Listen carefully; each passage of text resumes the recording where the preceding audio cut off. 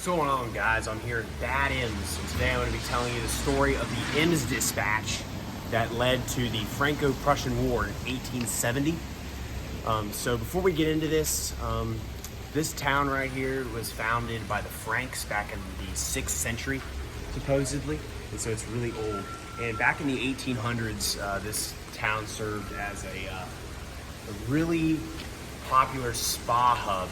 And the King of Prussia, Wilhelm I, visited here a lot. And he was visiting here at the time of this event. Now, to understand the Franco-Prussian War and the Ems Dispatch, we need to understand where we are in German history at this point. So, in 1866, Germany was part of what was known as the German Confederation, which consisted of two large empires, including Austria and Prussia, between Austria and Prussia. And the rest of Germany was just a bunch of smaller states. You had duchies, principalities, landgraviates, margraviates, things like that. A bunch of different smaller states. Prussia was becoming the dominant power. And in 1866, Prussia was able to take a lot of land in the north in places such as Schleswig-Holstein and Hanover. And they also managed to kick Austria out of the Confederation. Previously, the Emperor of Austria, Franz Joseph, served as the president of the German Confederation, but the Prussians were able to kick Austria out of the Confederation. And Prussia also had land outside of the Confederation. So what happened was, in 1866, the North German Confederation was formed, and the chancellor at the time, well, he wasn't known as the chancellor yet, but his name was Otto von Bismarck, and he was a very prominent politician in shaping what would become the German Empire.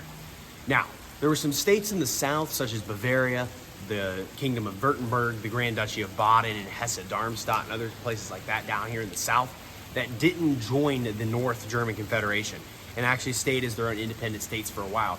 Bismarck wanted to get them to be within the North German Confederation so he could form his own empire to combat their enemies in Austria and France specifically, because Austria and France were the two big powers in Europe at this time.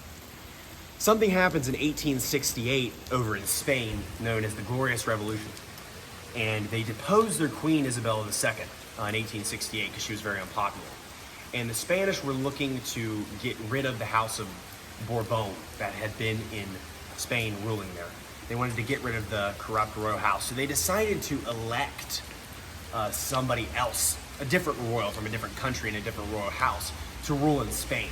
One of the people that was nominated was Prince Leopold, who was one of the cousins to the King of Prussia from the House of Hohenzollern. Now, Leopold's younger brother actually ended up becoming the King of Romania later down the line. I just thought that was a fun fact. But what happened was, once Leopold was nominated, the French got really scared that the Hohenzollerns were going to take power in Spain, and that France would have the two rivals next to them in their borders, that they would have a Hohenzollern ruling in Spain and Prussia, because they were far aware by this point that Prussia was going to dominate in the next few decades. So what happens is Prince Leopold of Hohenzollern actually declines the offer to the Spanish throne, and his cousin, who's the King of Prussia, Wilhelm, he respects that. But Otto von Bismarck really wanted a Hohenzollern on the throne of Spain because he wanted as much power as possible. Over in France, Napoleon III decided that he was going to send a diplomat, the ambassador to Prussia at the time, who was Count Vincent Benedetti. He sent him to Bad Ems to meet with Wilhelm I. At the time, Wilhelm, the King of Prussia, was having a little bit of health issues at this time. He was getting older by this point. And since this place was so therapeutic with the spas and everything, it was a nice place for him to stay. And he stayed here a lot. So it was kind of a informal meeting. It wasn't like a formal diplomatic meeting that they would have in like a church or something like that. It just happened on a stroll. So what happened was Benedetti met with Wilhelm I. Benedetti just was talking about how the French didn't appreciate the Hohenzollerns being on the throne of Spain, even though they didn't already. And Wilhelm just said, Leopold declined the offer, and Benedetti, the French guy, was like, well, we would appreciate it over in France if you could just basically decline all offers to the Spanish throne for the rest of time, and that no Prussian could ever inherit the throne of Spain, just casually. And Wilhelm said, well, we don't want to commit to something so permanent, basically. So Wilhelm just ended the meeting there, and that's what happened. A few weeks later, this event happened on July 13th, 1870. A few weeks later, Wilhelm told his advisor, Bismarck, about this incident. And Bismarck used this as a key to go to war with France, because the French obviously were scared at this point. And so Bismarck knew that war with France would allow for the kingdoms down in the south to join the German Confederation so he could create the empire that Bismarck wanted. So what happened was Bismarck opted the telegram against France, basically saying that Wilhelm had disrespected the ambassador, basically slapped him in the face, and just completely refused to comply with anything that was happening. And so the French saw this as a threat.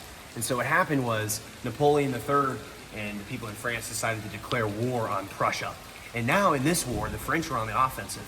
And so all of the states that were in the south of Germany, they decided that they already had a pact signed that they would help Prussia whenever needed.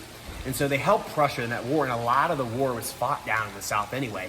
And so the Franco-Prussian War did not last long. The Germans ended up winning, dethroning Napoleon III over in France, dissolving the Second French Empire altogether. Napoleon III was out. Prussia became the dominant force in Europe. And Prussia ended up annexing all the states in the south that they wanted to, and Wilhelm I was crowned German Kaiser at the Glass Hall in Versailles in France. They actually ended up taking Paris during the war. And Wilhelm was crowned as the German Kaiser, which is a throwback to the term Caesar, used in Rome, and is likely in the Latin how they would have pronounced the word Caesar. It is reigning today.